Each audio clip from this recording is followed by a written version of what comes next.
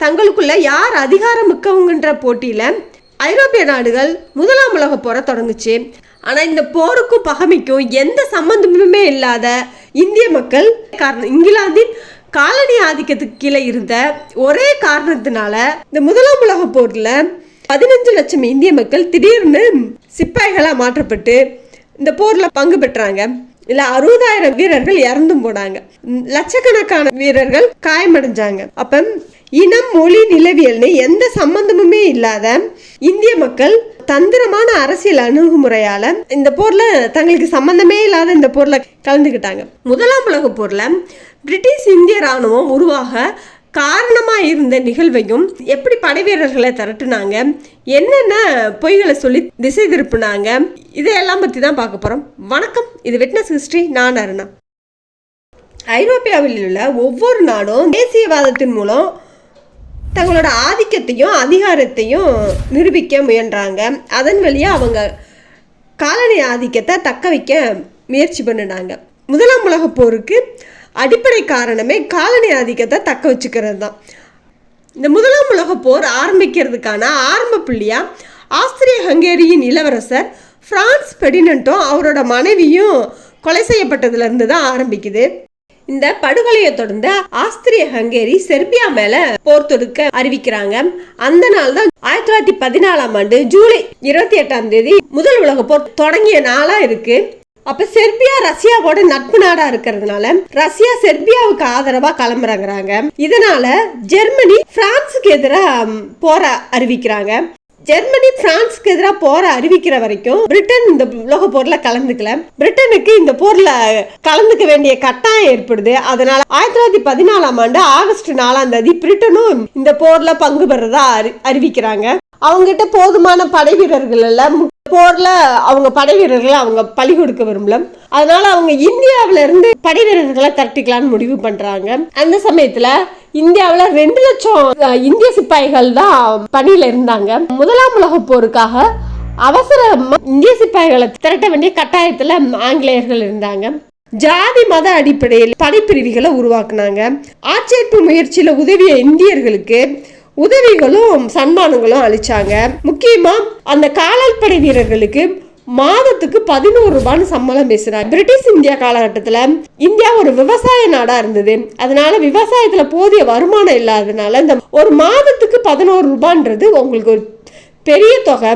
அதனால அவங்க இந்த போர் குறித்த அச்சங்கள்லாம் இல்லாம சேர முன் வந்தாங்க. அப்படியே அவங்களுக்கு ஆட்கள் பத்தவே இல்லை. பல இடைத்தரகர்களை நியமிக்கிறாங்க. அவங்களுக்கு சலுகைகள்லாம் வேற அறிவிக்கிறாங்க. இந்திய அரசியல் தலைவர்கள்ட்ட பொய்யான வாக்குறுதிகளை கொடுத்து அவங்ககிட்ட ஒரு ஒருமித்த கருத்து ஏற்படாமையும் பார்த்துக்கிறாங்க. குழப்பமான ஒரு நிலையை ஏற்படுத்தி ஆட்கள் திரட்ட ஆரம்பிக்கிறாங்க. உலகப்போர் ஆரம்பிச்ச உடனேயே இந்த அணிதிரட்டல் தொடங்கிடுச்சு. அது அவ்வளவா வேகம் எடுக்காம இருந்தது.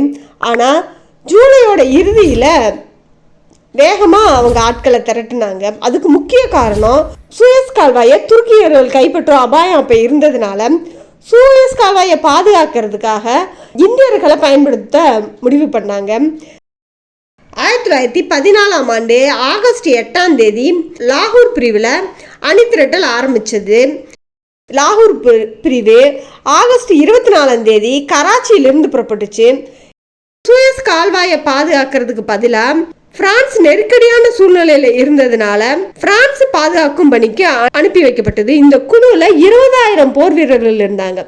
இந்தியாவில் இருந்து 20,000 வீரர்களை கொண்ட முதல் பிரிட்டிஷ் இந்தியன் ஆர்மி பிரான்ஸுக்கு புறப்பட்டது. பிரான்ஸ் நகரமான மார்சலாஸ் நகருக்கு செல்ல உத்தரவிடப்பட்டுச்சு.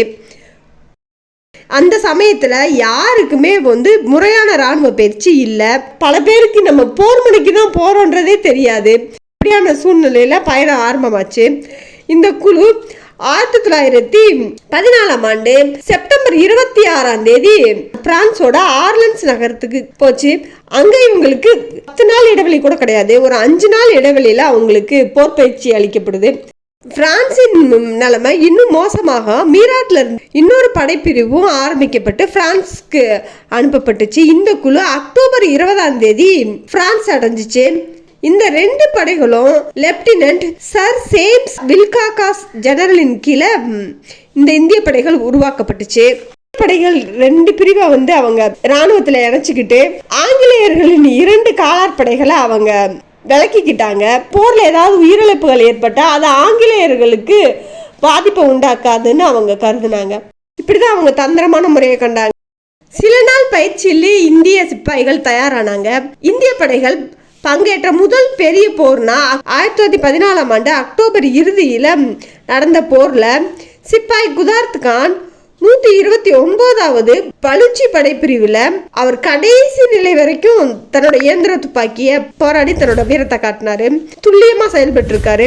இந்த வீரதீர செயலுக்காக விக்டோரியா விருது முதல் இந்தியரும் குதார்த் கானா தான் இருக்காரு. 1914ஆம் ஆண்டு நவம்பர்ல 1வது பட்டாலியன்ல 39வது காவல் ரைட் பிரிவை சேர்ந்த நாயக் தவான் சிங் ஜெர்மனியர்களோட பதுங்குகுழியை கைப்பற்ற அங்க நடந்த சண்டையில அவரு எல்லா பதுங்குகுழியையும் கைப்பற்றாரு. இந்த வீரதீர செயலுக்காக விக்டோரியா கிராஸ் விருது பெற்ற 2வது இந்தியரா இருக்காரு. 1914ஆம் ஆண்டு நவம்பர் 1ஆம் தேதி 2/39 கார்வால் பிரிவில் துப்பாக்கி படை வீரர் கோபால் சிங் தன்னோட பதுங்குகுழியை காப்பாற்ற கடுமையா போராடி உயிரிழக்கிறாரு. இவருக்கும் விக்டோரியா கிராஸ் விருது வழங்கப்பட்டுச்சு. இந்த விருதை வாங்கும் 3வது இந்தியரா இருக்காரு. 1914ஆம் ஆண்டு குளிரால மிகவும் கடினமா இருக்குது. போதுமான ஆடைகளே இல்லை. இந்திய குழுக்கு 2 விஷயங்கள் ரொம்ப சவாலா இருந்தது. ஒண்ணு, அங்கிருந்த குளிர்கால சூழ்நிலை, ஈரம்.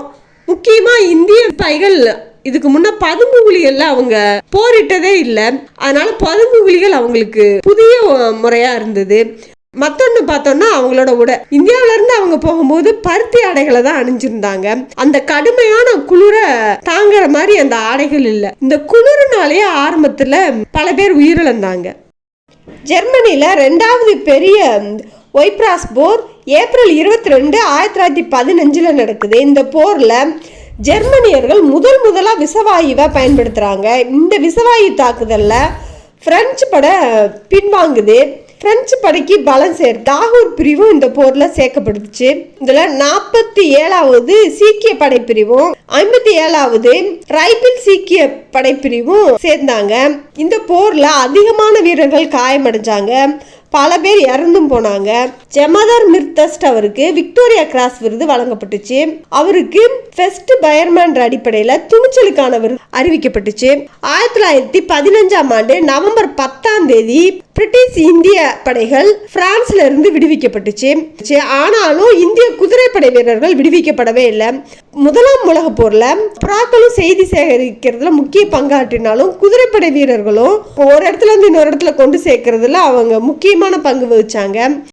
கேமல்மேன் விருதை கோவிந்த் சிங் என்ற சீக்கியர் பெறாரு. அவரு கடுமையான தீயில கூட அவரு செய்திகளை ஒரு இடத்துல இருந்து இன்னொரு இடத்துக்கு கொண்டு சென்றது நினைவா அவருக்கு இந்த விக்டோரியா கிராஸ் விருது வழங்கப்பட்டுச்சு. இந்திய குதிரைப்படையும் இறுதியா 1918ஆம் ஆண்டு வசந்த காலத்துல பிரான்ஸ்ல இருந்து விடுவிக்கப்பட்டுச்சு. இந்திய மண்ணுக்கு சம்பந்தமே இல்லாத மொழி, தட்பவெப்ப நிலை எதுவுமே சாதகமா இல்லைனாலும் இந்த சிப்பாய்களின் குழு தைரியத்துடனும் மன உறுதியுடன் போராடி அவங்களோட அசாத்திய தைரியத்தை வெளிப்படுத்தினாங்க. முதல் உலக போரின் முடிவு பிரிட்டிஷ் இந்தியன் ஆர்மி முழுமையா கட்டமைக்கப்பட்டுச்சு. இதுல காலாட்படை, குதிரைப்படை, பீரங்கி படை, இந்திய பொறியாளர்கள் படை அப்படின்னு எல்லா பிரிவுகளும் கட்டமைக்கப்பட்டுச்சு. உங்களுக்கு என்னோட வரலாறு சம்பந்தமான வீடியோக்கள் பிடிச்சிருந்தா லைக் பண்ணுங்க, ஷேர் பண்ணுங்க, கமெண்ட் பண்ணுங்க, முக்கியமாக சப்ஸ்கிரைப் பண்ணுங்க. தேங்க்ஸ் ஃபார் வாட்சிங்.